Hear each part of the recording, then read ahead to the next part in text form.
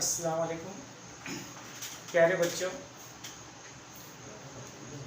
हम कक्षा 10वीं हिंदी लोकवाणी इसका अध्यापन करने जा रहे हैं और मुझे बड़ी खुशी हो रही है कि आप जैसे बच्चों को पढ़ाने का मुझे मौका मिला है। तो शुरू करते हैं हम इस लोकवाणी कक्षा 10वीं की हिंदी की पुस्तक पहली इकाई और उस पहली इकाई की पहली कविता जिसका नाम है सोंधी सुगंध, और इसके कवि है डॉक्टर कृपा शंकर शर्मा अचू। यह उनका तखल्लुस है। अभी हम लोग देखेंगे कि ये सोंधी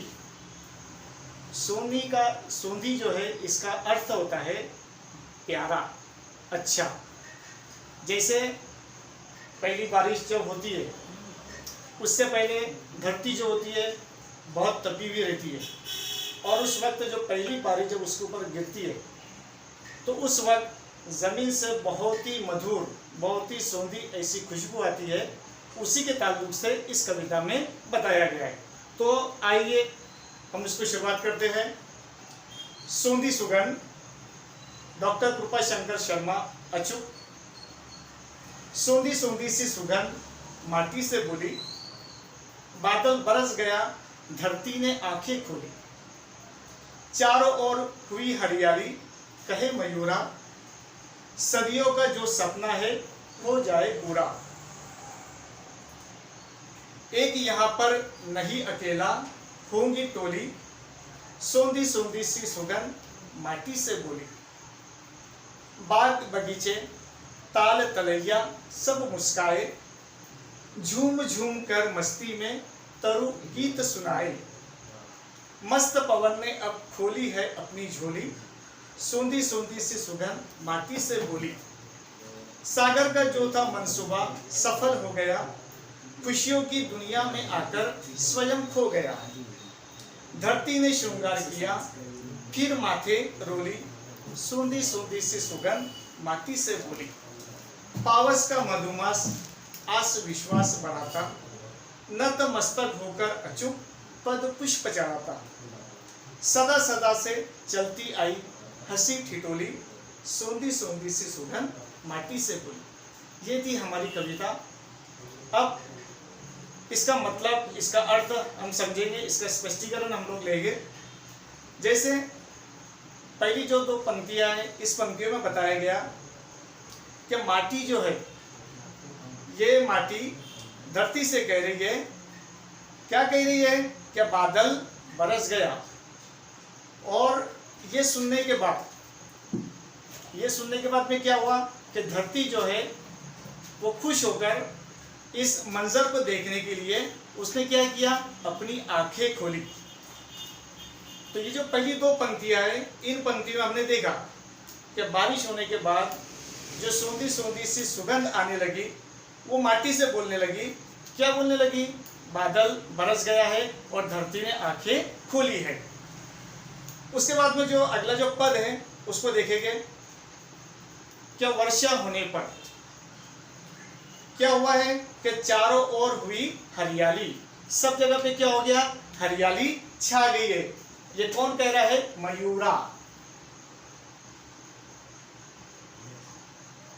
मयूरा मतलब मोर। ये मोर कह रहा है कि चारों ओर क्या है, हरियाली हुई है, और सदियों का जो सपना है हो जाए पूरा। अभी ये सब मोर को सबसे प्यारा बारिश का मौसम लगता है। जब वर्षा आती है ये बहुत खुश होता है, ये नृत्य करता है, झूमता है, और उससे ये खुशी मनाने का, मानो उसको मौका मिल गया है कि वर्षा होगी। अब वो चाहता है कि उसका जो सपना जो था धूम मस्ती करने का, नृत्य करने का, अब वो उसका मंसूबा उसका पूरा हो जाएगा। लेकिन ये जो मयूर जो है ये अकेला खुशी नहीं मनाना चाहता है। ये क्या कहता है कि एक यहाँ पर नहीं अकेला, वो बोलता है मैं अकेला खुशी नहीं मनाऊंगा। तो क्या होंगी टोली, उसकी जो पूरी की पूरी टोली है, उसकी जो पूरी की पूरी टीम जो है, उनको सबको लाके सबके साथ वो धूम मस्ती करना चाहता है। इस तरीके से ये जो सूंधी सूंधी सी सुगंध जो थी वो माटी से कहती है। अगला जो पद है इस तरीके से, अब बारिश बरसने पर क्या परिवर्तन आया, तो हमने देखा कि बारिश जब बरसी उस वक्त जो बाग और बगीचे और ताल और तलैया, तलैया का मानिए छोटे छोटे तालाब, ये भी क्या हो गए हैं, ये भी पानी से लबालब भर गए। बाग बगीचे क्या है कि पानी से जब वर्षा का पानी उनके ऊपर पड़ता है, उस पानी से नहाकर मानो वो एकदम तरोताज़ा हो गए। ताल तलैया पानी से लबालब भर गए और मानो ये क्या करने लगे, मुस्कुराने लगे, खुशी मनाने लगे। झूम झूम कर मस्ती में तरु गीत सुनाए। तरु, तरु का मतलब होता है वृक्ष, पेड़। और ये खुशियों के मौके पर पेड़ जो है, वृक्ष जो है, मानो वो भी मस्ती में आकर झूम झूम कर क्या करने लगे है, गीत सुनाने लगी है। मस्त पवन ने भी खोली है अपनी झोली। और ये सारी के सारी खुशियों के अंदर ये जो पवन जो है ये भी पीछे नहीं रहना चाहता है। उसने भी क्या की, उसने भी अपनी जो झोली जो थी वो झोली उसने खोल दी है। मतलब वो भी खुश होकर मस्त पवन जो है वो तेजी से वो उसको बहाने लगा है। इस तरीके से सूंधी सूंधी सी जो सुगंध जो थी वो माटी से कहने लगी। क्या कहा उसने? उसने ये कहा कि वह बादल बरस गया और धरती ने आंखें खोली है। अगला पद देखते हैं हम लोग। सागर का जो मंसूबा सफल हो गया। अब समंदर, सागर मतलब समंदर,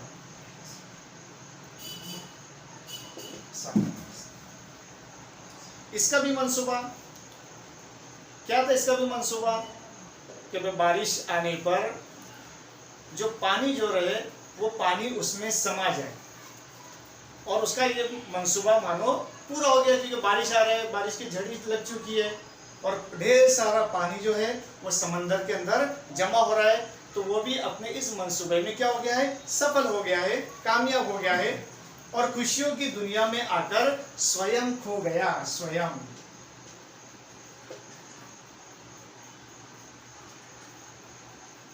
अब ऐसा हुआ कि जब इंसान को जब खुशी होती है, इंसान को जब खुशी होती है, उस खुशी के मौके पर वो अपने आप को भूल जाता है। कभी कभी बहुत बड़ी जब इंसान को जब खुशी मिलती है ना, तब वो अपने आप को भूल जाता है। वो कभी कभी बच्चे जैसी हरकत भी कर देता है, उसे बहुत खुशी हो जाती है कि वो कहाँ पर है, उसे कुछ समझ भी नहीं आता है।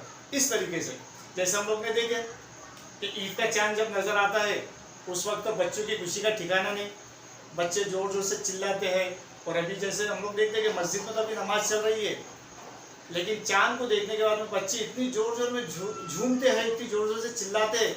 उनको ये पता नहीं कि भाई मस्जिद में और भी लोग नमाज पढ़े, लेकिन खुशी में वो इतना अपने आप को उस खुशी के अंदर खो देता है। उसी तरीके से समंदर भी इस खुशी के अंदर अपने आप को मानो वो स्वयं खो गया है। फिर क्या हुआ कि धरती ने श्रृंगार किया। श्रृंगार, श्रृंगार, सजना सवरना। अब ऐसा हुआ कि बारिश बरसने पे तो धरती जो थी, ये धरती ने भी मानो क्या किया कि श्रृंगार किया। और फिर माथे रोली, और जिस तरीके से माथे के ऊपर रोली लगाया जाता है, उसी तरीके से बारिश बरसने के बाद में धरती हरी भरी हो गई। बहुत सारे वनस्पतियां जो कलर कलर के जो वनस्पतियां जो थे वो इस धरती की शोभा बढ़ा रहे हैं। तो उससे मानो ऐसा महसूस हुआ है कि मानो धरती ने श्रृंगार किया और श्रृंगार करने के बाद में अपने माथे पे रोली लगा रही हो। इस तरीके से सूंधी सूंधी सी जो सुगंध जो थी वो माटी से बोली। क्या बोली?